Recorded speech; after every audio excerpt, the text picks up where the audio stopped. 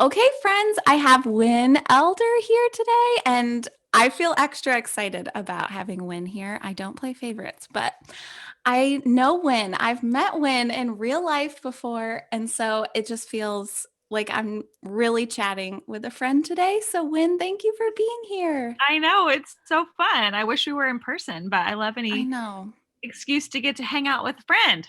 right? Yes. Okay, we are talking babies and pregnancy and postpartum and all of that today. So, do you All the want things. to kind of start out by sharing your story? Because I feel like for people who don't know you, if they just go to your page, you have like the most beautiful family. Oh, So beautiful. And so, but it's been such a journey to get to where you are. So, do you want to yeah. share your journey to motherhood? Yeah, absolutely. I will share it in a way that does not take an hour because it's long. But Yeah.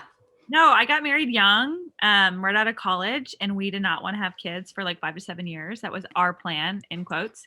And a couple years in, we were like, okay, I just felt very strongly impressed upon like that the Lord had told me, like, you're going to be a mom. And overnight, I was like, okay, let's go. I'm ready. And that's not always how it works. And so Hmm. we struggled to get pregnant for about a year. And I think in our 10-year infertility journey, that first year was the hardest because I didn't understand what was happening. I didn't know what was going on with my body. All my friends were getting pregnant. I felt really left out. I remember one time I went to like 3 baby showers in like the same weekend and just like pulled over on the side of the road and bawled my eyes out on the way home. Like it was just a really hard season of not knowing if I was ever going to be able to get pregnant. And after that initial year, we had somebody challenge us to pray about adoption. And adoption was never on my radar. I didn't know anybody who had adopted or who was adopted. I mean, which I did. I just didn't know it. It wasn't just like it wasn't talked about where I grew up. Hmm. And so we started praying about it. And within a couple weeks, I felt like we were definitely supposed to adopt. It took my husband a little bit longer, but we started the adoption process, and that's a whole other story. But it took about 2 years, and we brought our kids, Camp and Asher, home from Ethiopia in October of 2012, and they were 8 and 9 months old. So they're not biologically related, but basically, we went from 0 to 2 kids overnight. And now they're like, Mom, when I was a baby, did I do this? I'm like, don't know. Like, it was Yeah. sort of a blur. And then we started doing fertility treatments again and went through a lot, went through loss and IUIs and a pregnancy, and I failed IVF, took a 2-year break after all of that, and then switched doctors. Our embryos from our IVF cycle were actually FedExed from one town to another, which is terrifying, across Yeah. our state, Texas, where I live, and did a bunch of protocols with this new doctor and ended up getting pregnant with our daughter Rivers, who is now 4. And then we transferred our last embryo, I guess, at the end of 2019 or at the beginning of 2020. And we have a little fourth slash second little miracle, Everjoy. She is 5 months old. So Everjoy and Rivers were frozen together for like 5 years, which is insane. And they look Wow. so much alike.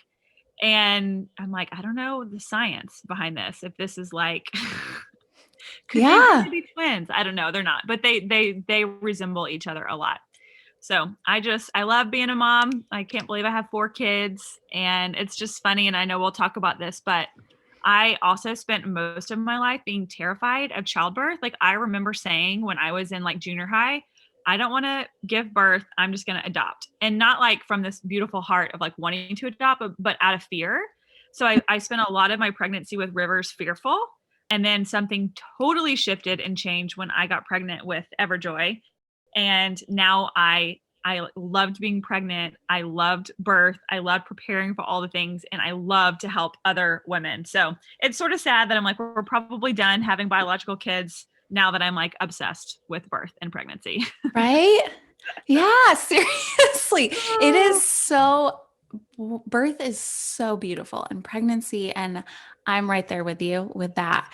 And like, isn't it? I just feel like your story is such a testament to that. We can see these beautiful, beautiful photos on Instagram or on someone's blog of this family that you're just like, wow, I wish I had that, or they have it made that's so beautiful. And like underneath it all is, there's pain there. It's beauty Yes. from the ashes. And I just feel like your story is such a testament to that, to like, if you see something, like it's not always this like, oh, she has it so great, because you did hurt and long to be a mama for so, so long. So for me, like watching your pregnancy Yeah. was just such a treat, because it almost made it like more fun for me to watch through your Instagram stories, because like I knew how hard you've worked. And so I'm just, Yes. it's so exciting to be able to chat with you. But I just want to encourage like other mamas or mamas in waiting, like you're not alone with Wynne here, because she definitely knows that like longing and pain and all of that. Okay. Don't give up hope. That's what I want to say to all Yes. women. Don't give up hope. You never know what is around the corner. And so we're not promised anything in this world, but we can, hope does not put us to shame. So keep hoping. Yes. I love that. Okay. So your youngest baby, Everjoy, when was she born? In October? She was born in October. Yes. Okay. So tell us about your pregnancy with her, and maybe so we're going to be talking about pregnancy, but we're really going to be talking about pregnancy and labor and postpartum, specifically with essential oils. And so can you kind of talk about the oils and natural products that you loved in like probably your first and second trimester with Everjoy? Yes. I love it. And I think too, it's more than just, and I know you get this, it's more than just oils. Like this is a lifestyle, right? And so Yeah. when I'm talking to women who are pregnant about these products and about essential oils, it's like, it's that, but it's also educating yourself on what Hmm. is like happening in your body. Like I'm a huge advocate for telling people to, cause, and maybe it's because I didn't do this with Rivers and I wish that I had, but of doing like a birth course, whether you're doing a Yeah. birth course online or you're doing one in person. I did one online, and I would like sit in the bathtub with my laptop and watch my little birth course and take notes. And that was so huge for me. And I can tell you later for the show notes if you want to know some of the actual things that I use. But I just always want to advocate for people to educate themselves, to read. One of my favorite books for pregnancy and babies is called Gentle Babies. If you're looking for, I always call it, it's like like the Bible of all things like natural and holistic with pregnancy and labor. So I use that book. Like I would keep it, I have 2 copies, and I would keep one by my bedside. And if ever anything came up, I was like, okay, what does Gentle Baby say? I also, the other book I love was the Betsy Bosom's Baby Book, Yeah. which is a great, great resource. And so, things that I learned, I actually did a blog post for you guys Yes, on you what oils did. I used in my pregnancy. So I'm like, oh, let's go back and find that. Yes. I Okay. will pop that in the show notes for people too, the link Yeah. to Wynn's blog post. So something that I love is supporting your emotions, because there's a lot of emotions and there's a lot of hormones and there's a lot of things that are happening when you are actually growing a child. So one of my favorite rollers, and it's on this post, is with White Angelica, Valor, Joy, and Orange. And Mm, I would like just carry it around with me and put it like behind my ears, over my heart, on my wrists, like multiple times a day, because yeah. you need to take care of yourself, and you need to like we are important. We can't forget about our own sanity even when we're Hmm. growing a human. So, and then obviously like there are things that come up that you're like, okay, I feel this, I feel that. My probably favorite thing ever is a Young Living product called Ningxia Red, Hmm. and it's not an oil, but it is like a superfruit antioxidant powerhouse drink that I drink every single day still. So if you're pregnant, if you're postpartum, if you have a baby, if you're just a woman, it is the best thing ever. But then, yeah, like I love peppermint. Like I never left home without peppermint. It was a Yeah. great one for any kind of like nausea and crazy things that you have going on. But Hmm. I think those are probably my favorites for like actually Yeah. being pregnant. Yeah, I would agree. And for me, I don't know if you agree with this, but like I was shocked by how emotional you are, Yeah. especially that first trimester, like, and then the last. Yeah. The last, you're just like floating on like a tissue box, I feel like. At least I was. I But love it. I was so emotional. And I remember my first trimester watching a video from Courtney Kreitz, who is a Royal Crown Diamond with Young Living, for those of you who aren't familiar with her. And she was like, her oily recommendations for the first trimester or like the first few weeks or whatever were emotion oils. And I'm like, huh, interesting, And then and then the emotions came and I'm like, yep, you for sure need that. And then And I then agree. towards the end, the emotional oil that was my favorite was Release. Yeah. And that was one that Courtney actually was like, oh, about this time in my pregnancy, I am bathing myself in Release. I'm like, yes, I need this. This is good. Thank you. Yeah. So what would you say for emotions? What's a good, if you could pick one oil for someone to use in their like first trimester, what would you say? God, so why are you making me pick one? I Okay, know. well, this is hard because I want to say White Angelica because it's like Mhm. protection and it smells so good and it's like one of my top favorite oils ever. But then I also want to say frankincense because it's like very grounding and it just like Yeah. when I'm feeling that's like probably my go-to. Like I love to put it on the crown of my head and then like I'll put it on my hands, smell it. I'm doing this like you can see me. And then putting it like all on my hair. I want to say that Yeah. because that well, I probably would say frankincense. If I had to pick just one, I would probably pick frankincense. That's a really good one. I was trying to think as you were talking, and that frankincense is so good because I feel like it caters to, because depending on your pregnancy situation, you can be feeling, if you weren't planning to become pregnant, like you can have a whole lot of shock and all of those kind of emotions. Or if it took you a really long time, or maybe you have a history of loss, there's probably a lot of like Right. fear there or a guard up. But frankincense just like covers it all. All of it. No It's matter like what my you're feeling. it's like my desert island oil. Like if I were stuck on a desert island, that's what Yeah, I would bring with me. seriously. Okay, so tell us a little bit about your pregnancy with Everjoy.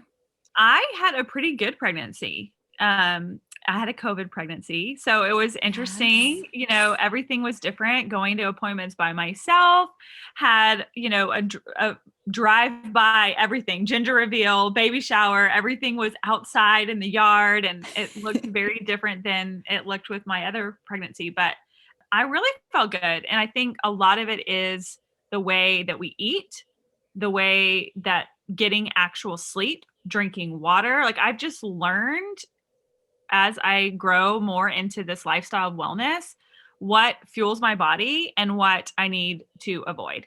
So I feel like I did a lot better this time because I am more attuned to my body.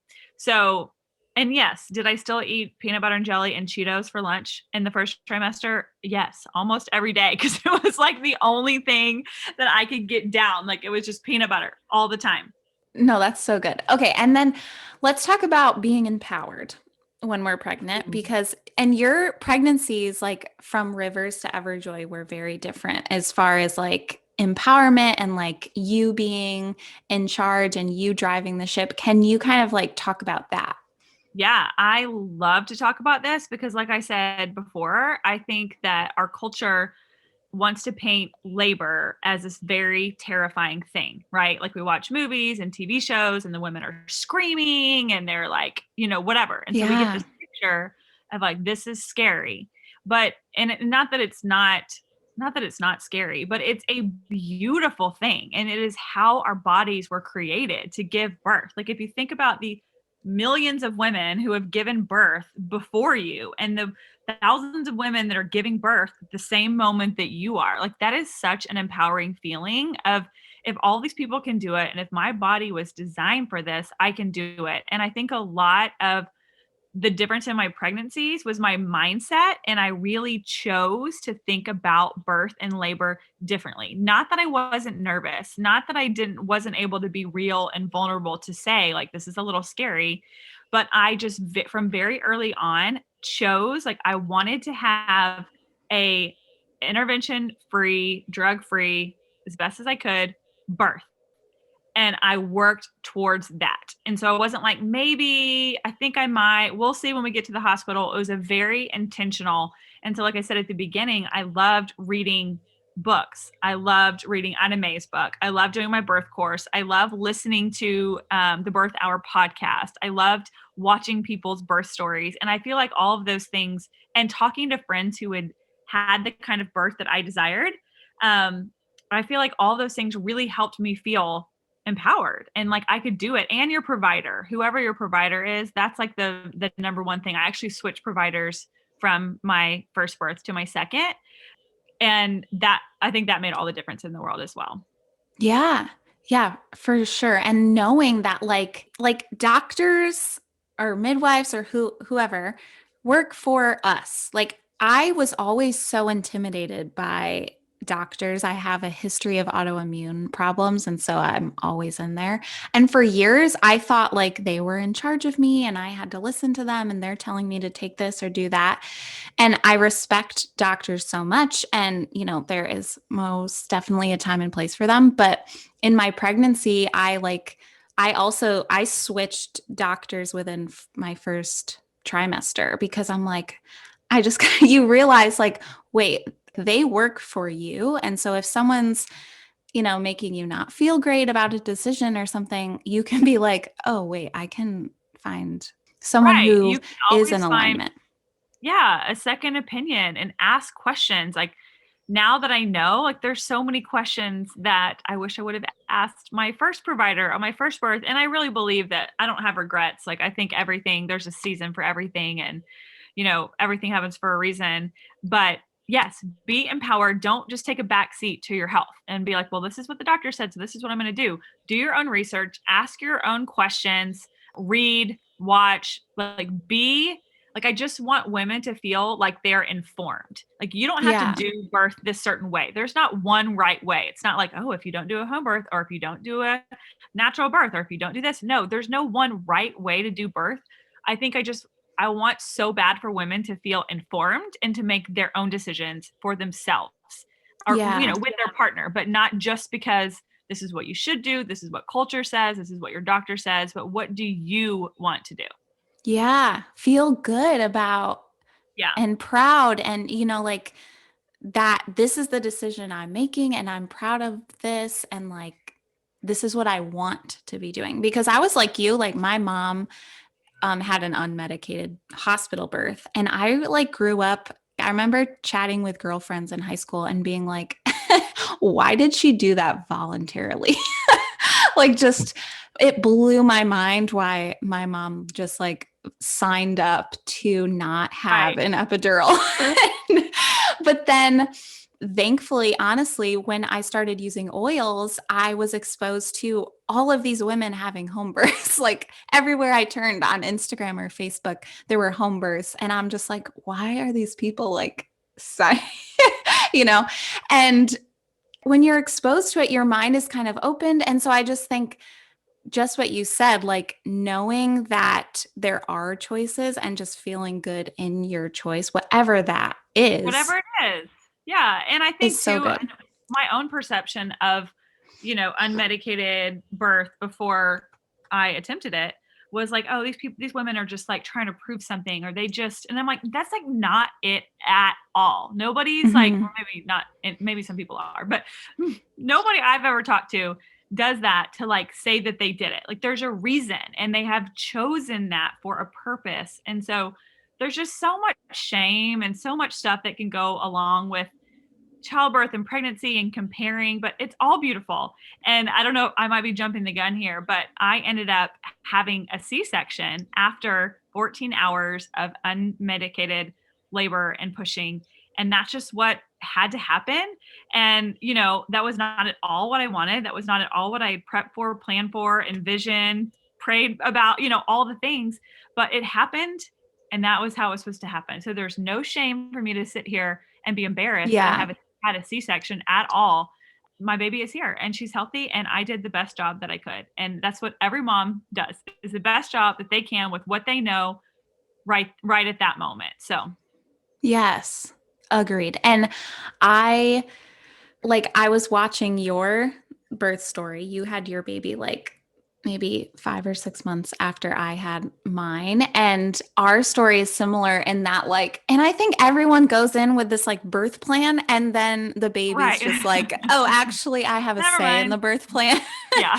And so for me, I had a planned home birth and I labored at home for like 24 hours or some long amount of time, over 24 hours. Yeah. And then we were transferred to the hospital. And, it was for a long time, like a few weeks, I had to like really emotionally, kind of process that and almost Yeah. like forgive myself for not being able to do it or something. And there was no judgment of other people. It was all, Right. I had the standard of myself. And I remember my doula saying, like, putting this blame on yourself is like your baby, you at most have 50% say in your birth story, and your baby has like the other say. And so That's so good. I just kind of wanted to share that for other people, because both Wynne and I had these birth plans that didn't work out. But look at, our babies are here, and the stories, I'm grateful for it because I feel like I now have more compassion and understanding and all of that for other mamas and all the different births. And there's Okay. definitely a process of grieving, and I had that same thing too. So yeah. Okay. And we'll come back to that. I jumped the gun a little bit. I jumped the gun. Sorry. Oh no, you're good. You're good. Friends, Wynne is an Enneagram. Do you want to share your Enneagram? 7. Yes, I'm an Enneagram 7. Wynne's a 7. I'm a 6/7. So our 7-ness is like a little probably jumping around. We're just having fun over here. Yeah. Okay. So you said your resources would be, what were the books that you recommended? I just want to like say it for people again. Ina May's Guide to Childbirth. Yes, that is my favorite. Mm-hmm. I did The Natural Mama. I did her book and her online birth course, and I loved them both. And then Gentle Babies and Betsy Bosom's baby book are my favorite. Yeah. Love that. I also really loved The Business of Being Born movie. Yes, that's I like highly recommend. That was what we watched first, actually. That opened our eyes to a lot of things. Yeah. I had watched it like before I got pregnant. And then the day we found out we were pregnant, I made Dave watch it. And I think he's very overwhelmed by all of the news and all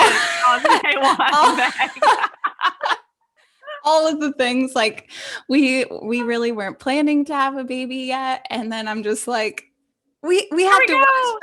And he's like, okay, who is this hippie lady? Okay. Okay.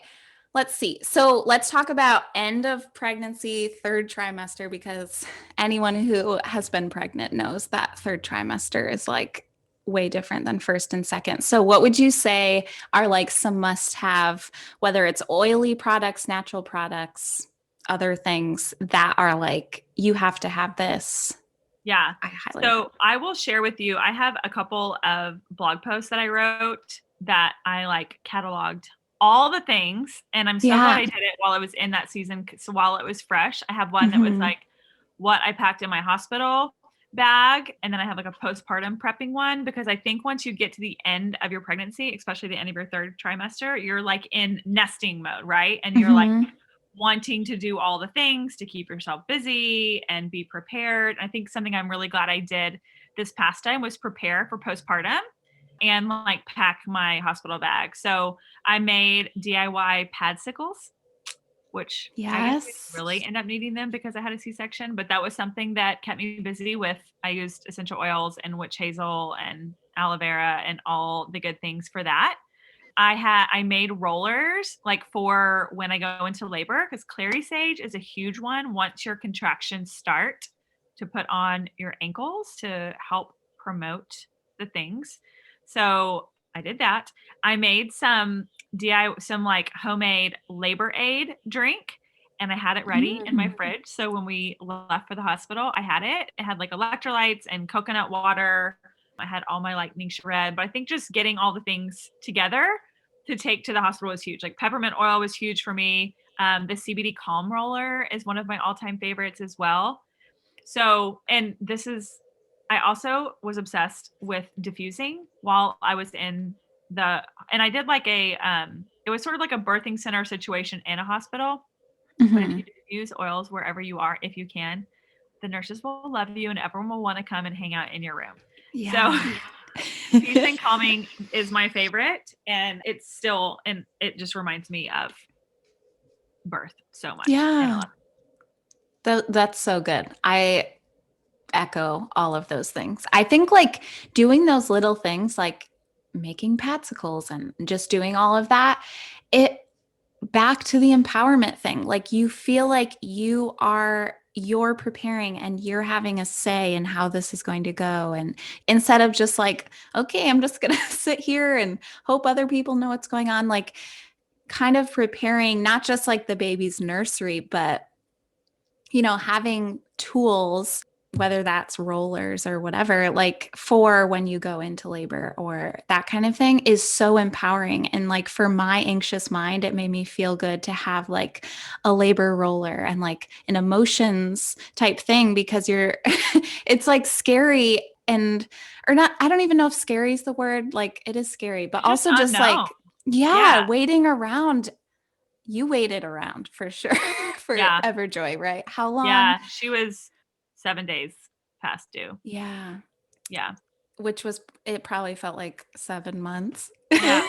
And also too, I love what you said, because I think like as a first time mom, I was so focused on like putting stuff on my baby registry and getting the perfect this and the perfect that. And it's like, I wish I would have, and what I did my second time around was really focus more on setting myself up for success after the baby came home. So like making snacks, making breakfast foods and putting them in the freezer, like having friends set up a meal train for people to bring you meals, making the padsicles. I have like a little basket with all my nursing supplies and then one with like all of my like diaper changing stuff, and like getting all of those things set up where they need to go in your house. So when you get home, you're prepared. So just want to encourage women who are in this season. Maybe they're like, okay, what can I do? I'm, just sitting around. Start to prep those things now and you will be so happy later. Yeah, seriously. I agree. And people take care of the baby and they bring the baby things. And like, you will be so glad you put a little table in your bathroom for your pad set up or something.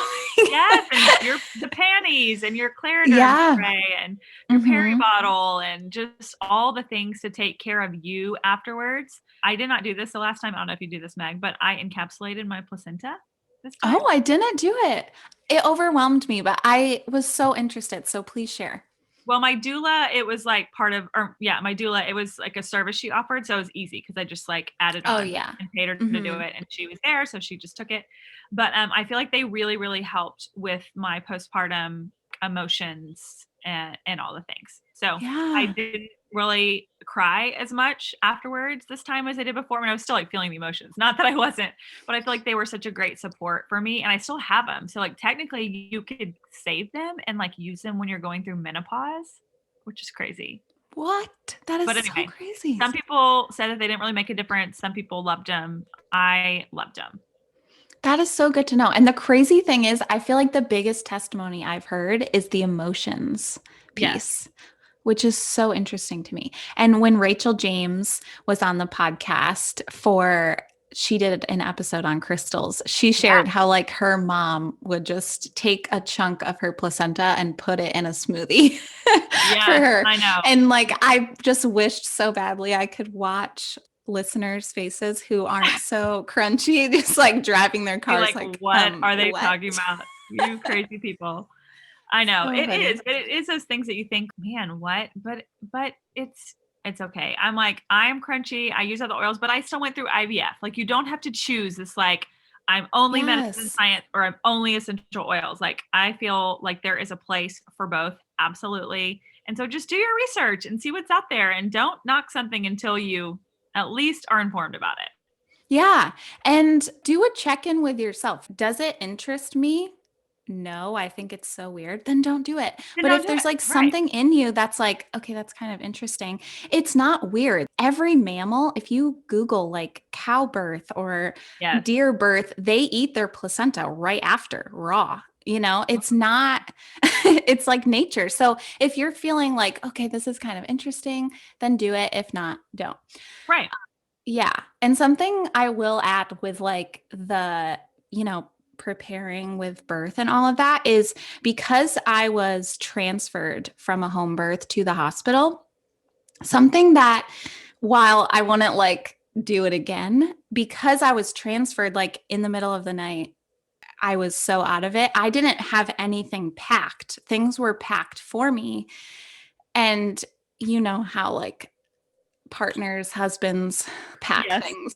So I I Pack your had bags, people. nothing. And I had absolutely nothing. And what that taught me while I was like really wishing I had a hairbrush for my like thick hair and they provide you like a comb, what I really learned is how little you actually need Mhm. because it made me realize like I just missed like 5 things. And I Yeah. feel like if I had packed a hospital bag, I probably would have overpacked. I would have packed so much for Acre. And I realized like I didn't miss anything for him. The Yeah. hospital has everything for your baby besides a cute outfit and a car Yes. seat. Yes. Yeah, they really do. And I wrote a whole blog post about this too, because I wrote down like things I brought that I didn't need to, or things I wish I That's so brought. And good. the things I wish I brought was really only an eye mask because it was like so bright, and I always sleep with an eye mask, Oh, and I didn't bring yeah. one. That's But smart. I will say too, you made me think about something on the empowerment thing. When I got to the point where they were like, "You're going to need to have a C-section," my nurse, which was amazing. I always tell people, I'm like, pray that you have an amazing nurse because it really makes a big difference. Yes. She was like, Yes. okay, I'm going to fight for you. What 3 things are the most important for you in this birth?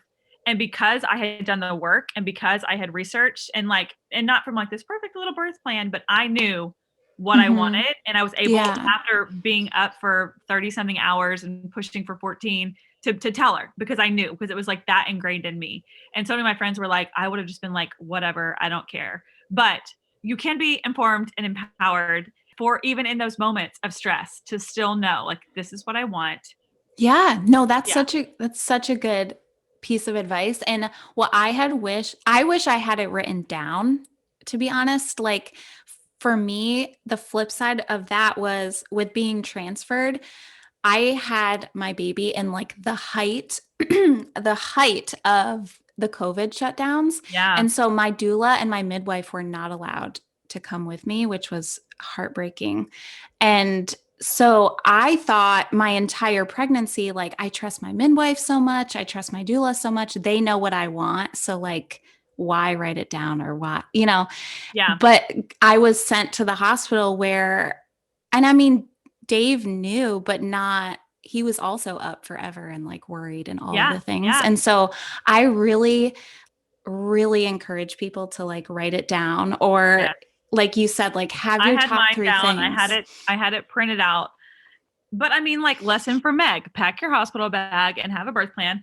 Lesson for Wynne. Like, I remember the next morning literally Googling C-section recovery because I had sort of like moved past that in all the books I was reading because I'm like, I'm not having C-section. I don't need to know about that.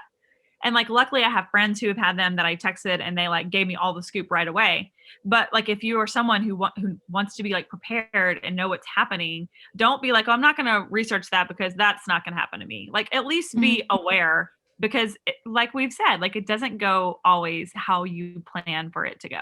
It goes how it's supposed Yeah. to go, but it doesn't always go how you plan for it to go. Yeah. That's so good. I feel like I've never thought of that, but that's so true. We probably all skip over the C-section part of the book thinking, Yeah. oh, Like, that oh, won't be me.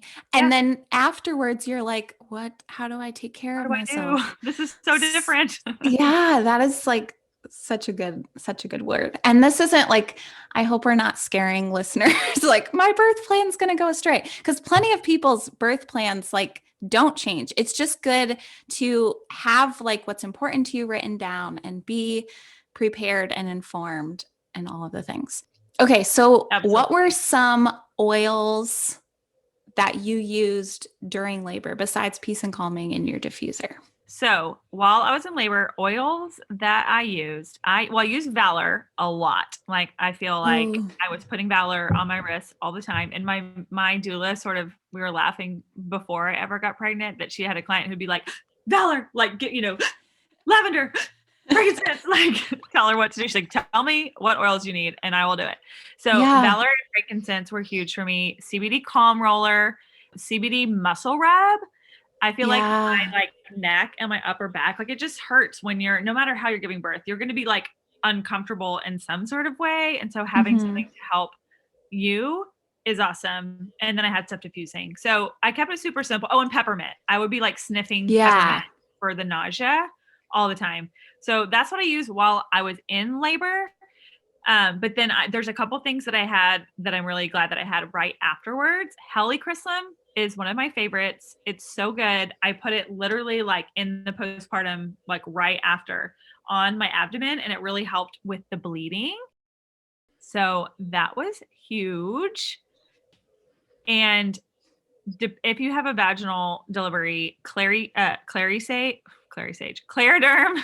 Oh yeah. Spray is like the best. Yeah, you can it start is. using it. You spray it down there and you can start using it even before you go into labor and for weeks afterwards. And I actually, after I had my C-section, was like, what am I supposed to do with this? And I sprayed it on my C-section scar because it's like so great for skin support that it helped me there too. That would be one to have. And then all the emotional, I had my emotional oils with me afterwards too. But yes, so important. Yeah. Okay, so with labor oils, I thought of this when you said CBD, like the pain cream. Yeah. That I don't know about Steven. I'm pretty sure I saw pictures. Like Steven was very active in your birth, right? Yes. So like I feel like having like either a deep relief roller or the CBD muscle rub for the partners, the husbands, because like Dave afterwards was like, I am sore from like holding you in these weird positions. I'm like putting on my deep relief roller right now. I'm like, oh, my neck actually hurts from nursing. Oh yeah, for sure.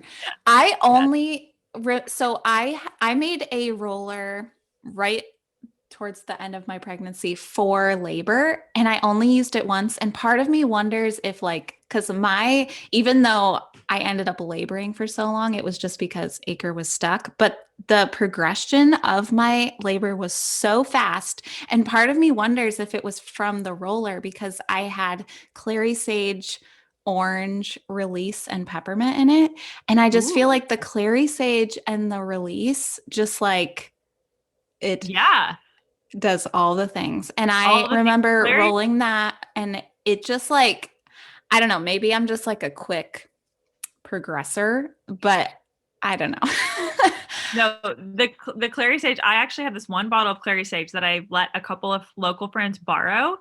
And like there were two of them right before I had Everjoy that used it that like the next day went into labor or like that night that they started using it or like they'd gone into labor, but like actually delivered their baby. Yeah. Okay. This is like for real. So that oil, yes, for sure. You need the clary sage. It was crazy. I don't even, because I had peace and calming in my diffuser, which so funny. My midwife has a midwife's assistant and she knew that I wanted to use oils. And she said beforehand, my midwife assistant doesn't like patchouli. So I just ask that you don't have anything with patchouli in it. And I'm like, I need peace and calming. This isn't okay. This is not okay. And I was like, I promise, like, it doesn't smell like patchouli, And so I literally gave her like a vial sample to like bring to her assistant to smell at their next birth before mine and like approve it or whatever. And I was That is awesome. That's dedication. I was so nervous. And I'm like, I need my peace and calming, Yes. Yes. And she approved and we had it. Approved. But okay, that's good.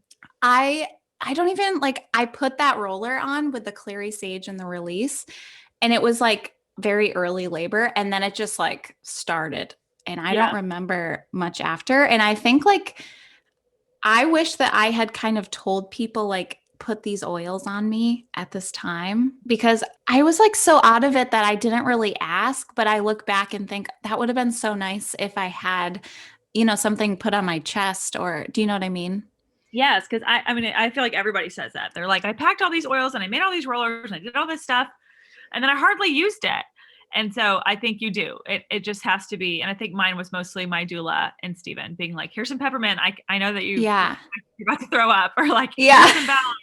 So yeah, I think less is more. Like just Less is write totally a couple more. things and don't be like overwhelmed by a million things.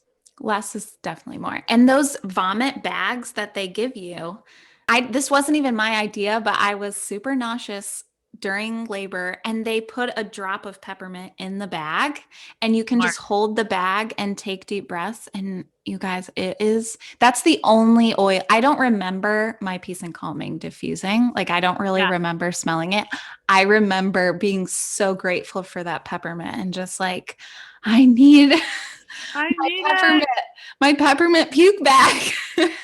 Golly, that's so Birth awesome. is so beautiful, right? Okay. What are like other non-oily must-haves for labor and birth?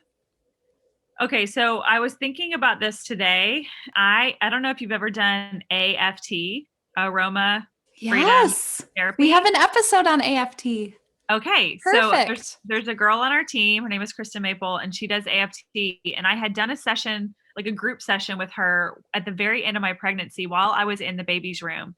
And I actually was reminded of it today because she led our team through it again. And I was like, oh my gosh, doing that AFT session really got my mind right. And the mantra that I came up with during that session was like what I used while I was in labor. And I really think it helped me be so calm. Like the nurses at the hospital were like, we have never seen a more calm pregnant, like woman in labor who has no drugs and went as long as you did. Like never. And I'm like, I really think that so much of it was like the mindset work that I did. And so much of that was through AFT. So definitely recommend that if you have access to that. I used this like Christian hypnobirthing app, and it had like a 30-minute track that I would listen to like every day. And I would like go on walks in my neighborhood or when I was taking a bath and just listen to it. So I feel like that, and affirmation, I had birth affirmation cards too. Yeah. So I know this sort of all go together, but just the mindset before you go to birth is so huge. Yeah. It really is. Yeah. I think talking with other like-minded women, we've mentioned that before, but like, yeah. And hearing, like asking, like, will you tell me your birth story? I just thought of this, but I think this is so important too, to like set it's okay to set a boundary that like when you're in, especially your third trimester, but even your whole pregnancy, I think sometimes people are like led to tell you like horror stories of, Yeah, you're like, I don't want to know. If it's not positive, don't tell me. Yeah. And so I think it's fine to like set that boundary of like, oh, I'm actually like really trying to protect, my spirit and my emotions. And like, that's just not really helpful for me right now. I'm trying to get like my mindset right. That's okay. Like such a good to word. set that boundary. Absolutely.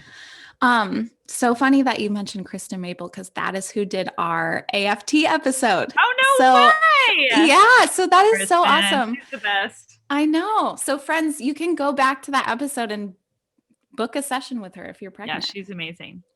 So huge. And both of us had a doula, and all the praise hands. How highly do you recommend a doula? 10 for 10. Yeah. Did you have one with Rivers? I'm so grateful. And my doula, she is also a lactation consultant. She came and checked on me after I had the baby. I still text her random questions. Even I had a hospital birth and I still had a doula. So highly recommend a doula. And then she was able to point me to other resources. Like I did the mile circuit towards the end of my pregnancy. I did like spinning baby stuff. And I wouldn't have really known about that stuff without her. So yeah, it's like one of my friends says it's like buying a house without a realtor. Like you can do it, but it's like way smoother of a process if you have one. Yes, that is so true. Did you have a doula with Rivers? No. So it was like totally different. It was a totally 180-degree different experience. Yeah, I Yeah. agree with that so, so much. I love my doula and my midwife, and I really feel like they are like walking angels, you know? Yes. I'm like, when I got done with all my appointments with my midwife, I'm like, but wait, do I have to have another baby to see you again? I love you. I know. Seriously, I had this same Can't we be conversation. friends? Yeah, I had the same conversation with my midwife. And mine being a home birth midwife, she like to our house a couple of times Yeah, so after Acre was awesome. born. And she really helped me like process the grief of, Yeah, afterwards. And I think, and my doula did the same thing. And I think like having some doulas, like you have to pay a little bit extra to have like the postpartum services, but like right. do it. Do it. Take care of you. Yes, yes, yes, yes. You are worth it. Yes. Okay. Any other like must-haves for labor and birth? I was trying to like look through my blog post besides like random things that you could buy. I feel like I know, I just thought I really loved honey sticks. I'm like, that's so random, yes, but honey sticks is I on my list loved too. honey sticks during Yeah, like that was such an easy, yeah. quick I literally thing. is like my diffuser, peppermint oil, CBD calm, Nisha, Labor Aid, honey sticks. Yeah. Yeah. Okay, let's talk postpartum. Is it Do, do, do, like do. I feel like it doesn't get talked about. Like kind of. I feel like the emotions of postpartum gets talked about, which is so important. And like, I'm so glad that it does because I think like when our moms had babies, it didn't get talked about. But I Right. think like I did not realize that I was going to have to wear like a literal diaper for for months or not months. I don't want to scare you. Not Weeks. months, but Weeks, like not months. weeks. Yeah. Yeah. And so let's talk about postpartum. Let's equip listeners. What are some oily or non-oily products that like you got to have postpartum? Okay. Well, like I already said, Clariderm spray, number one, Yes, yes, for yes. sure. I am sort of dorky and I took as many mesh panties as I could home from the hospital. And I also Yes. bought more from Amazon. So So like just smart. comfortable underwear. And I also have some from Amazon that are dark colors that are like high waisted. And I ordered them Mhm. in a size bigger just so you can like throw them away at the end if they're Yeah, gross. You're not like that's ruining smart. your nice underwear. The Frida, like the Perry bottle, is a thing. And I don't know if you follow Carrie Lochner on Instagram, but she is like postpartum queen. And I've learned so much from following her Instagram. And she did this whole thing about how it's like, it does way more than just helping clean you up after you go to the bathroom, but you can actually put like Epsom salt and oils in there. Oh, I will say the Haka. Did you use the Haka? Yes. So the Haka is amazing to catch extra milk when you're nursing. But also, I had clogged ducts this time, and I never had that last time. And if you put Epsom salt and water in, like warm water and Epsom salt in the Haka, it helps draw that clogged duct out, which It's is amazing. amazing. Yeah. Yeah. So I feel like that is like definitely a must have. I always joke that, and water, chapstick, again with the CBD calm roller, like I wish those of you could see me, but there's this little like nightlight thing that I got off Amazon that I took to the hospital and I still have next to my bed Oh, that it charges with like a USB, but it has all these different settings and it's so nice to nurse in the middle of the night and not like turn on your lamp or turn on the yeah. TV and have some light. So I just keep a little like basket next to my bed with like all the little baby things and the things for me. Just keep things within arm's reach, I would say. And if you have like a 2-story house, keep stuff like on, in 2 different places so you're not running all over the house like where is that thing. So some things you'll have more than one of. Yeah, I agree. And back to like that third trimester, like don't worry about as much. I mean, I know it's like easy to say, don't worry about like so much about the nursery. Like it's so fun and you want it to be prepared, but like don't spend so much time on that you're not preparing for you. Like Yeah. make a basket. The best thing ever was having like snacks next to Yes. where I was nursing because you are starving. And Mhm. like, set up little stations for yourself and like take care of yourself. Yes, make those little my favorite things are those, like, no-bake energy bites, you know what I'm talking about? With, like, oats Yes. and peanut butter and honey. I still make those, and that Yeah. was, like, my go-to. I'd be like, "Somebody fill up my water bottle and bring me an energy bite." And, like, Yes. those 2 things Same. got me through. So, Those were a lot amazing. of that stuff you can prepare and, like, also preparing yourself to be okay asking for help. Like, if your mom can come and stay or your mother-in-law or if your husband or partner can take off work, like, just having the support that you need because you can't do it all. You're not gonna be able to cook all the meals and do all the laundry and clean up all the house and take care. So just prepare for those things beforehand. If you have other kids, prepare for who's gonna take them to school those first couple of days or who's gonna pack their lunches and I'm a huge advocate for asking for help. So bring your Yes. community or your family into that. Yeah. And you're like the wound in your uterus is the size of a dinner plate after you have your baby. And so, like, Ooh. I feel like we push ourselves to, oh, I should be up. We should ourselves, right? And it's like, Oh no, yes. no, Don't shoot yourself. there is a wood or a wound, like a big wound Yeah. in your belly. Like your job is to like feed your baby and then Yes. heal. Yes. And rest. And if you have a C-section, you had a major abdominal surgery. And so treat that as such. I feel like this time I forced myself to slow down those first couple weeks. And I'm so glad I did because so many friends said they didn't. They pushed themselves and then it set them back. So Mhm. take care of yourself. You will never like I remember when Everjoy was like 2 or 3 weeks old, some of my college friends were coming through town and it was like a Sunday night and I was in my robe and I had my baby and they were like, what I would do to like be in my bed in a robe right now, like just soak it up. I'm like, you're right. Like that season, the like tiny newborn season goes by so fast. It does. It really Yeah. does. It makes me Um, want to cry talking about it. I'm like, I oh, know. another baby already. I know. I know. Those little cuddles on you, Yes, like, and they just, the best. nothing wakes them up besides themselves, but like they just sleep everywhere. And oh my gosh, Yes, it's the the sweetest. best. Marjoram essential oil really helped my like postpartum cramping. I would Yes. like put that all over my belly and then put like a heating pad on, and that was like a lifesaver So for somehow I sure. missed that memo, and I remember being on a team call about pregnancy when Everjoy was a couple weeks old. Like, you guys didn't tell me about that one. They were like, "We failed you. We're so sorry." It is so good. A friend of mine just had a baby and I like drove my marjoram to her house because I'm like, you need this. Yeah. It's so good. And I feel like we could have a whole episode on nursing, but like you said, with the Haka and the clogged ducts, and like this is so weird sounding, but I had a frozen head of cabbage and my midwife told me to like rip off a frozen leaf from the cabbage and like put it in your bra and you smell horrific. It's gross, but it works so well, especially like when your milk first comes in and like it just is painful And a it's little bit. painful. You're Yeah. real full. Yeah. Cabbage leaves, like you don't smell good, but it helps a lot. Okay. When did you start using oils on Everjoy? Literally in the hospital.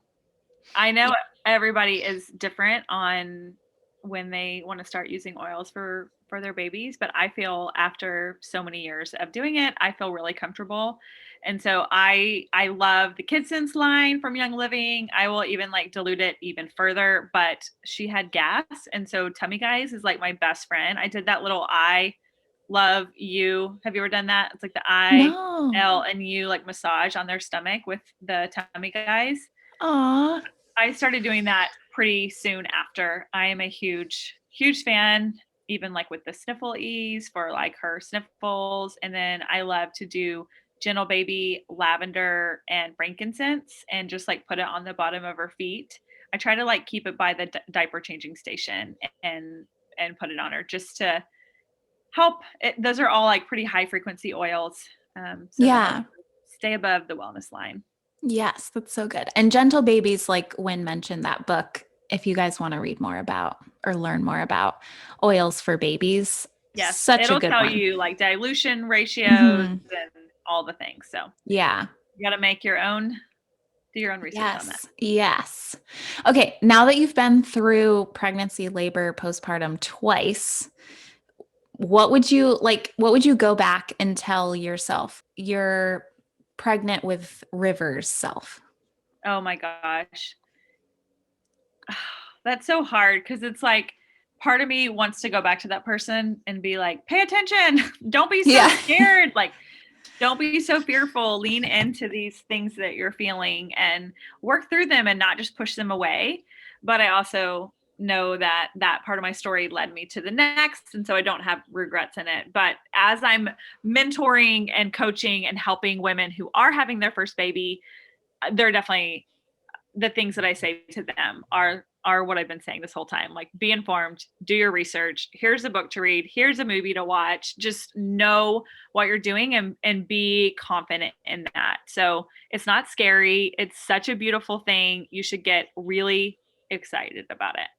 Yeah, for real. And it's like, I forgot, you guys could Google it. I forgot like how many thousands of women give birth every single day. But I remember I was pregnant and I heard that number.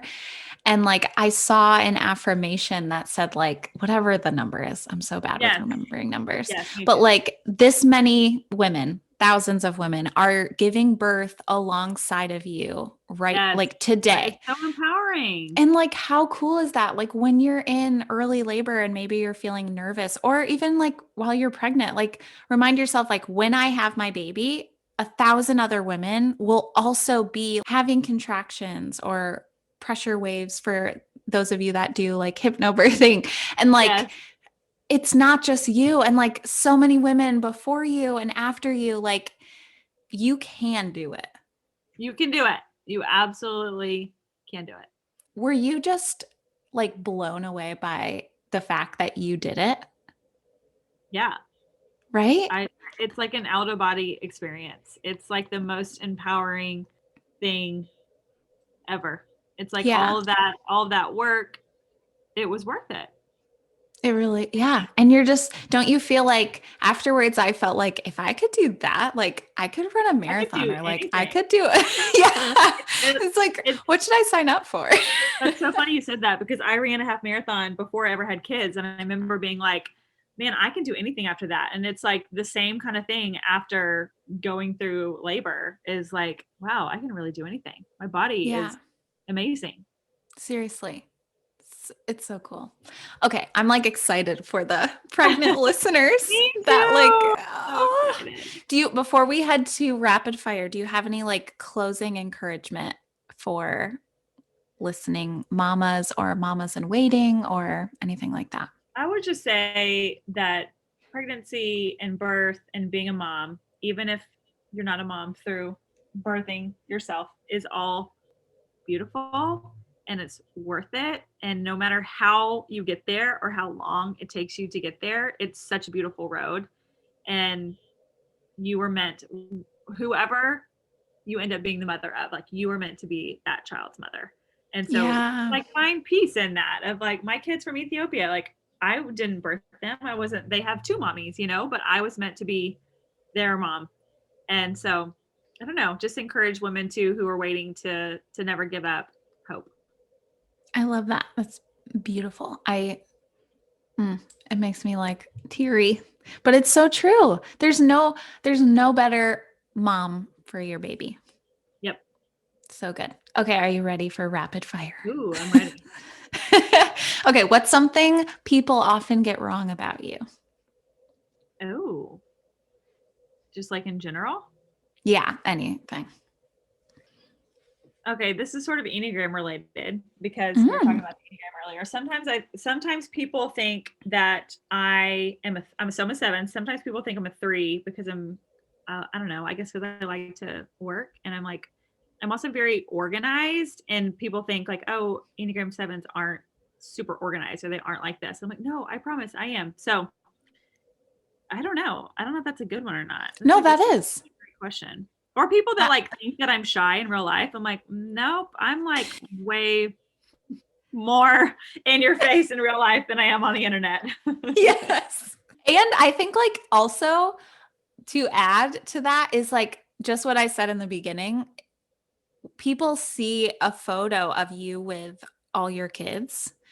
Maybe people assume like, oh, she has all these babies, like must be nice, or you know what I mean? Yes. Like just what we were talking about in the beginning. And it's like, and with your Instagram following, like I just think that sometimes it's really easy to assume that someone doesn't have like that it wasn't a labor of love to get to where they are, for sure. Okay, what's your late night guilty pleasure snack? Ooh, popcorn. Popcorn. I love Boom Chicka Pop. I get like actually just order it from Target pickup again. I get like the little individual bags because I have no self-control with the big bags. And I get like this, my really guilty pleasure is to have one of the sweet bags and one of the like normal bags. Oh, yes. So good. I love to eat popcorn in bed. My husband and my kids are always finding popcorn kernels in the bed. I'm like, sorry. It's so good. So good. Okay, I know you're a big reader, so I'm excited about this question. What's a book you're currently reading? I'm reading like 8 books. I was going to say, as I was asking this, because I know you in real life, I'm like, she's reading a bunch. Yeah. So I like to read actual books and I like to listen to books and I like to read and listen to different genres. So like I'm listening or reading like a parenting book, a business book, a more like personal development kind of book. But the book that I will highlight because I was listening to it this morning is called The Lazy Genius Way.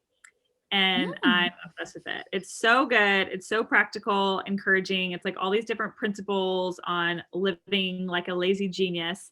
And since I'm so into like routines and rhythms, and it's a lot about that. And I recommend it for anybody. So good. Ooh, that sounds good. Okay. And then since we're Whimsy and Wellness, what is your current favorite either roller or diffuser blend?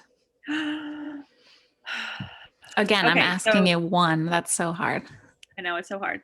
My current favorite diffuser blend, I call it like my rainy day blend because we've been having like some rainy days over here. It's lavender, clary sage, and bergamot. Ooh. It's so good because I had all this clary sage from labor and I'm like, what am I going to do with this? And it's really good in the diffuser with other things. Yes. So you should try it. So good. Just don't use it if you're still pregnant, right?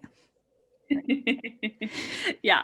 Well, you can diffuse it, I think, if you're still pregnant. Okay. I don't know.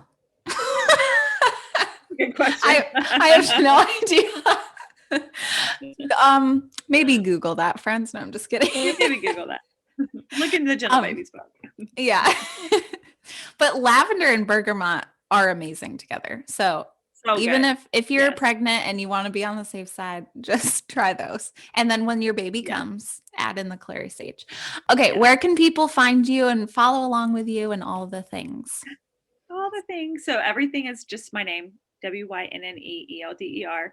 I have a blog, which on my blog, I have all of these. I have so many posts about pregnancy, labor, postpartum. So definitely check it out. And then on Instagram is probably where I hang out the most. Yay. I will link everything in the show notes. I'll link Wynne's blog and her Instagram, but also like the books that she mentioned and just all of that. So if you guys are like, I was driving or I didn't write it all down, I will link it all for you. But Wynne, this has been so nice. Thank you for sharing. It was so fun to hang out. I loved it. Yes, me too. I hope people are feeling encouraged and I hope you walk away from this episode, those of you listening, feeling like empowered. I can do this. Thanks to Wynne and her wisdom. Wynne's wisdom. Thank you. Bye. Bye.